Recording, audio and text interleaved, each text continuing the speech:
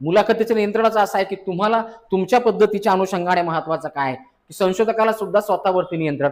जर कधी उत्तरदाता इतर प्रश्न विचारत असेल की इतर चर्चा करत असेल, तुम्ही एखादा प्रश्न विचारलेला आहे, एका प्रश्नामधून उपप्रश्न विचारलेला आहे, मुलाखत रंगात आलेली आहे, पण ती रंगात आलेली मुलाखत जर दुसऱ्याच विषयाच्या अनुषंगाने जात असेल तर महत्वाचं काय, संशोधक जो आहे त्याचं काम आहे की त्या मुलाखतीवरती नियंत्रण परत आपल्या संशोधन विषयाच्या अनुषंगाने त्या व्यक्तीला त्या विषयावरती आणणं.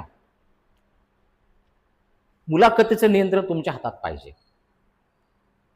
तुम्हाला आपल्या विषयावरती आणत असताना सुद्धा त्या माणसाचं बोलण्याची जी इच्छा आहे त्याच्या त्या गोष्टी कंप्लीट होत असताना उपप्रश्न निर्माण करून तो जर बोलतोय तुम्हाला परत म्हणाला बरोबर ठीक आहे ठीक आहे ठीक आहे, पण सर महत्वाचा माझा प्रश्न असा आहे, मला हे विचारायचं आहे.